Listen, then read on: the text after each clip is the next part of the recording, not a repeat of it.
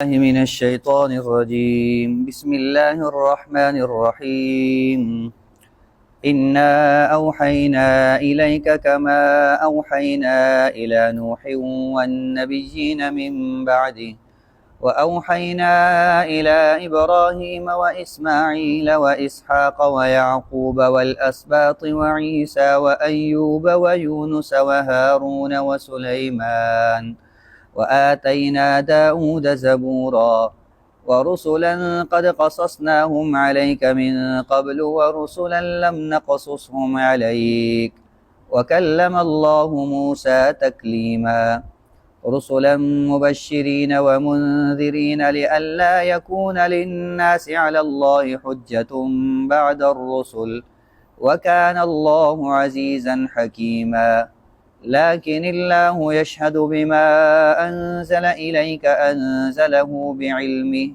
والملائكة يشهدون وكفى بالله شهيدا إن الذين كفروا وصدوا عن سبيل الله قد ضلوا ضلالا بعيدا إن الذين كفروا وظلموا لم يكن الله ليغفر لهم ولا ليهديهم طريقا إلا طريق جهنم خالدين فيها أبدا وكان ذلك على الله يسيرا صدق اللہ العظیم۔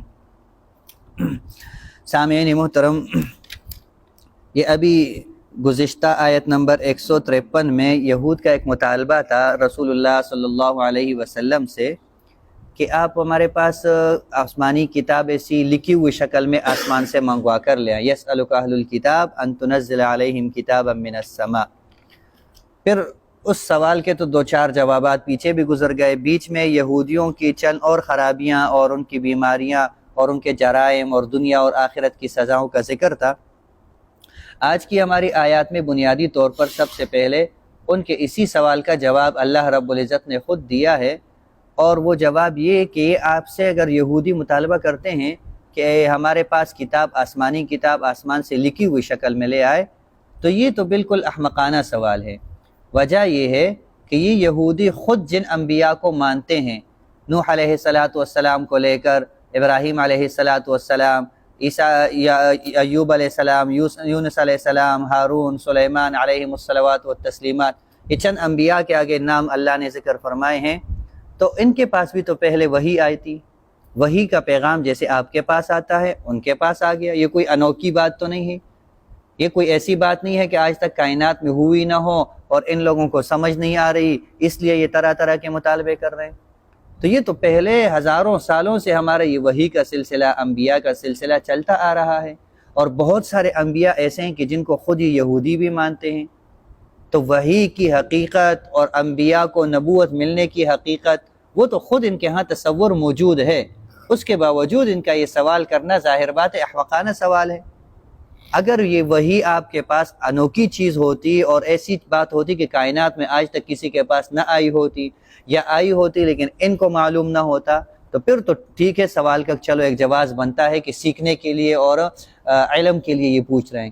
لیکن بہت ساری چیزیں جو خود ان کے سامنے واضح ہے، اس کے باوجود ان کا یہ سوال کرنا ظاہر بات ہے سوال بنتا نہیں ہے۔ تو اس لیے اللہ تعالیٰ نے چند انبیاء کا ذکر یہاں پہ فرمایا ہے، انہیں ہم نے وحی دی، اور ان انبیاء میں سے پھر خود اللہ تعالیٰ نے رسول اللہ صلی اللہ علیہ وسلم کو بتایا کہ یہ جن کا ذکر یہاں ہوا، اسی طرح پہلے بھی چند مکی صورتوں میں ان کا ذکر ہوا ہے۔ تو یہ کچھ انبیاء کے حالات اور واقعات تو ہم نے آپ کو بتا دیے، لیکن کچھ انبیاء اب بھی ایسے ہیں کہ جن کے حالات ابھی تک ہم نے آپ کو نہیں بتائے۔ اور جیسے گزشتہ ایک درس میں نے بتایا تھا کہ مسلمانوں کے لیے اصل حکم یہ ہے کہ جن انبیاء کے نام معلوم ہے قرآن کریم میں، ان پر بھی ایمان لانا فرض ہے، ضروری ہے، اور جن کے نام معلوم نہیں ہے ان کے لیے اللہ تعالیٰ نے تیسرے پارے میں جو بتا دیا، لا نفرق بین احد منہم، ہم سب پر ایمان لائیں گے۔ اسی طرح آمن الرسول بما انزل الیہ من ربہ والمؤمنون کل آمن، اللہ کے علم میں اس کائنات میں جتنے انبیاء آئے ہیں، ہمیں جن کے نام معلوم ہیں قرآن میں 25 سے 27 یا احادیث میں جن کے نام آئے ہیں، اس کے علاوہ جتنے بھی ہیں 1.25 لاکھ ہے، کم و بیش ہیں، لاکھوں میں ہیں، ہزاروں میں ہیں، تفصیل ہم سے مطلوب نہیں، نہ اللہ تعالیٰ کا مطالبہ ہے۔ ہاں کل آمنا، جتنے ہیں سب پر ہم ایمان لائیں گے، یہ ہم سے مطالبہ ہے۔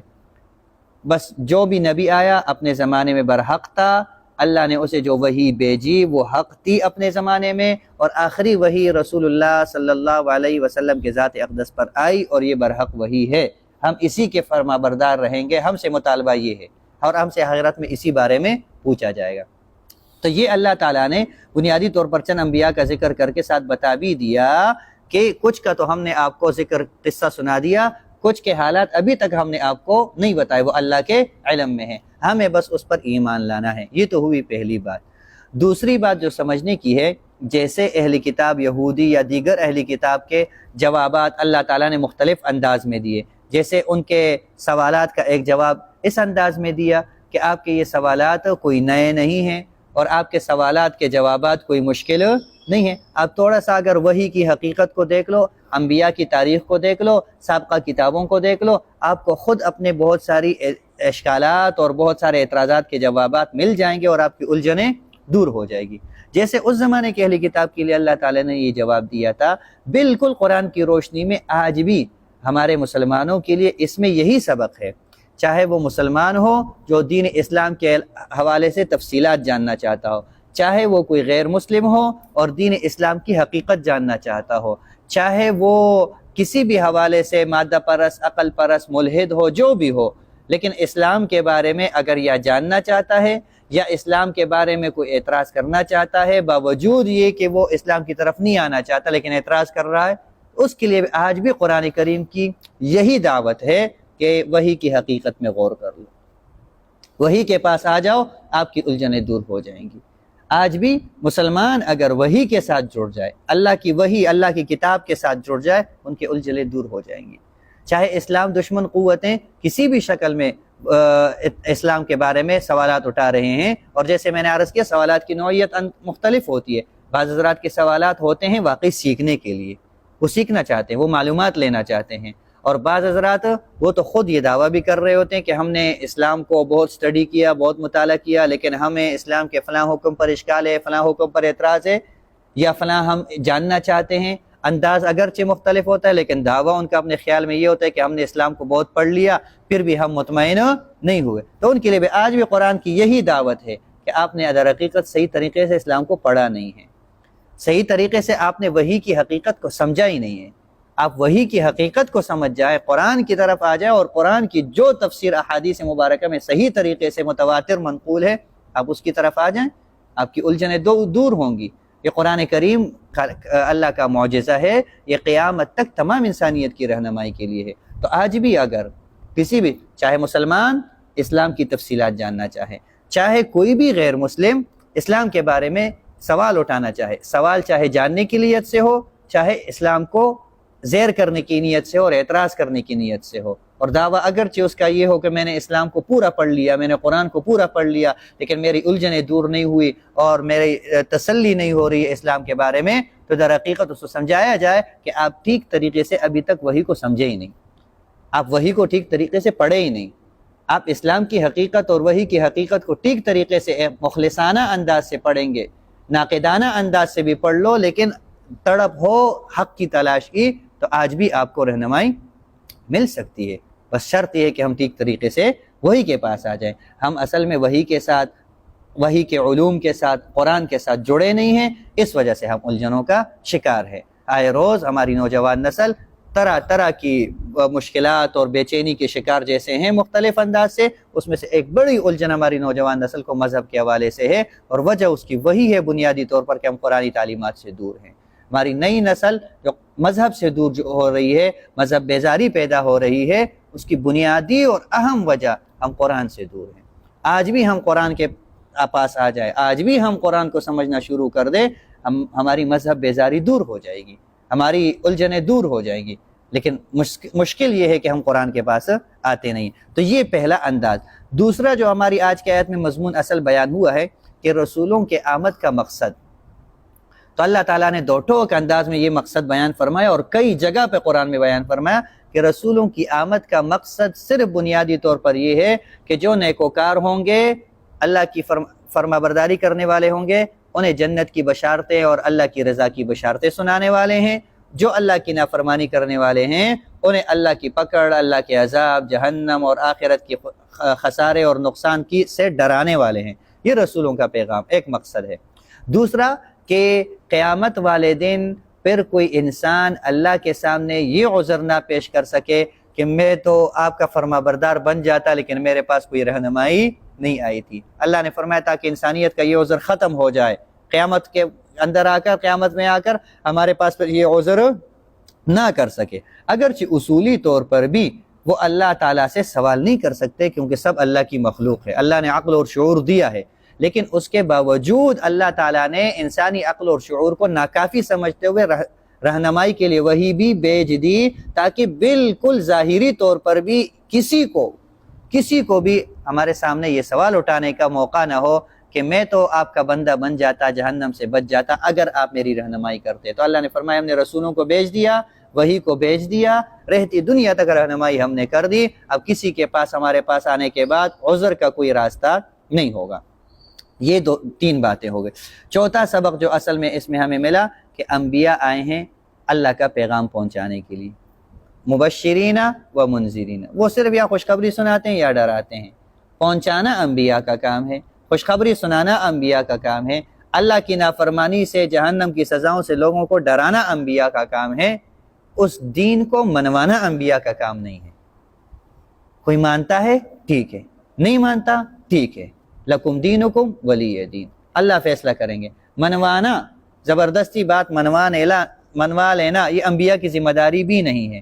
لہٰذا اگر جتنے بھی انبیاء گزرے، ایسے انبیاء کسی کے پاس ایک امتی ہوگا، باقی قوم نے اس کی بات نہیں مانی، تو اس کا یہ مطلب نہیں کہ وہ نبی ناکام ہو کر گیا اس دنیا سے، نبی کامیاب ہے، اس لیے کہ نبی نے اپنی دعوت پہنچائی ہے، لوگوں کو پہنچانا اس کا کام تھا، پہنچانے کا کام اس نے کر دیا، باقی ذہنوں میں بٹھانا، منوانا، عمل کرانا یہ نبی کا کام نہیں ہے۔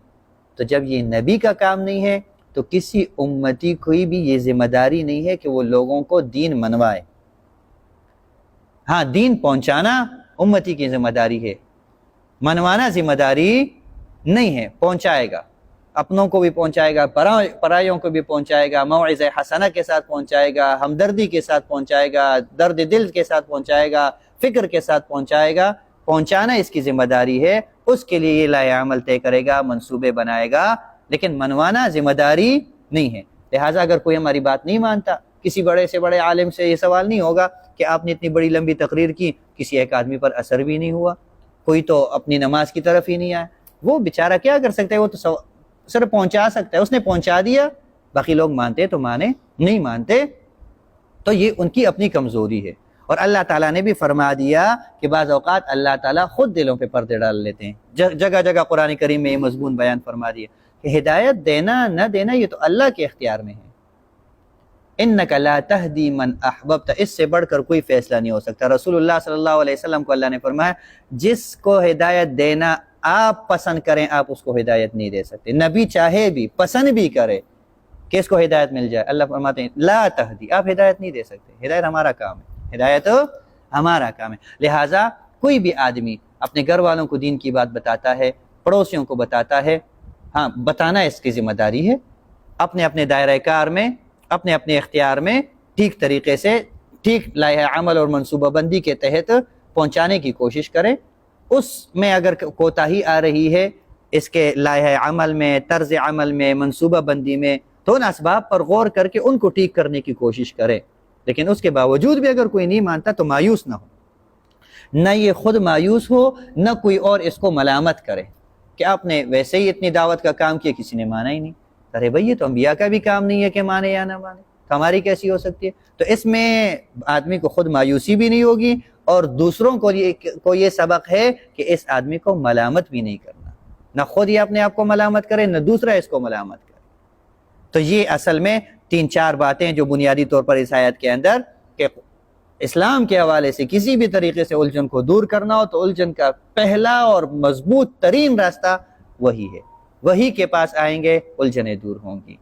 دوسری بات، انبیاء کے بعثت کا مقصد دعوت پہنچانا، منوانا ان کی ذمہ داری نہیں ہے، اور ہمارے لیے بھی اس میں سبق یہی ہے کہ ہم دین کے پہنچانے کی ذمہ داری اٹھائیں گے اپنے اپنے دائرہ کار میں، لوگوں پہ اس کا اثر نہیں ہوتا.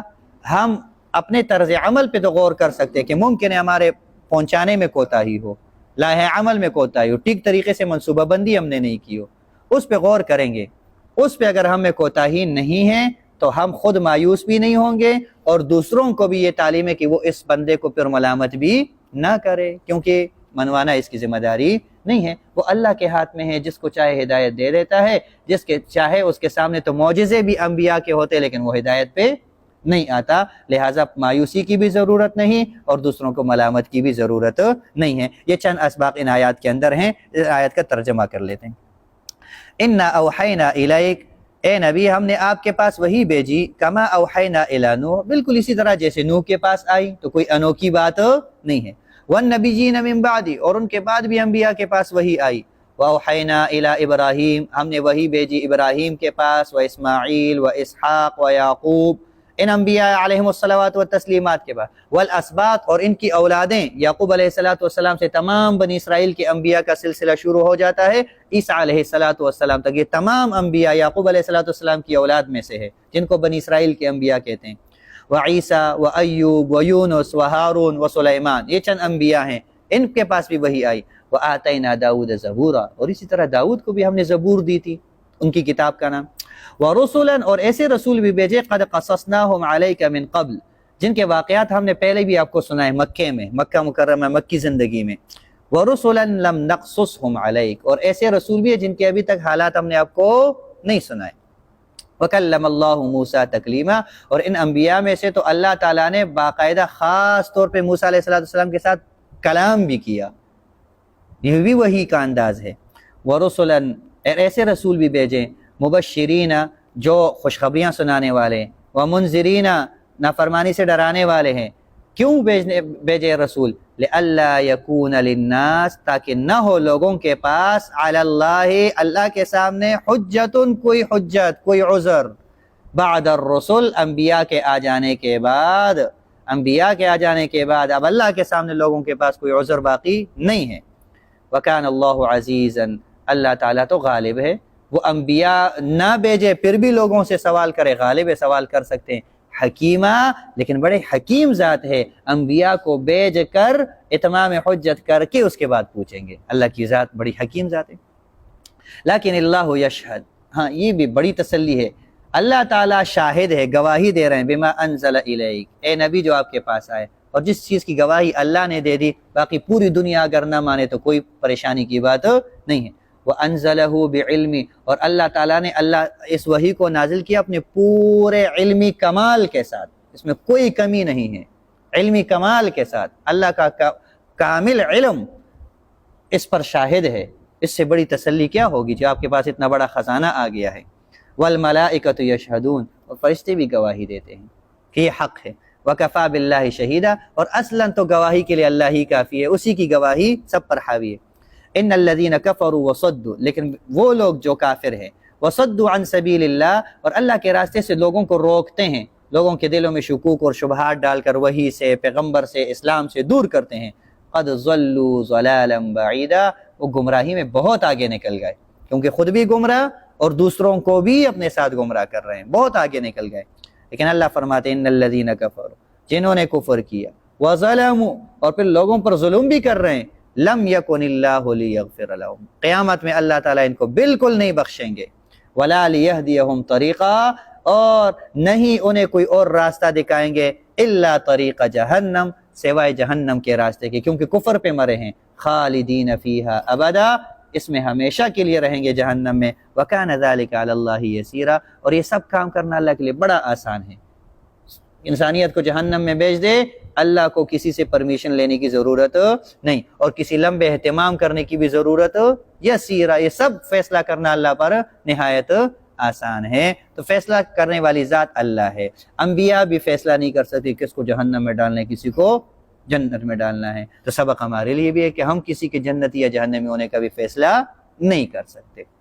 کون جنت میں جائے گا، کون جہنم میں جائے گا، فیصلہ اللہ تعالیٰ کریں گے. ہم نے صرف دین لوگوں کو پہنچانا ہے. اللہ تعالیٰ ہمیں عمل کی توفیق نصیب فرمائے.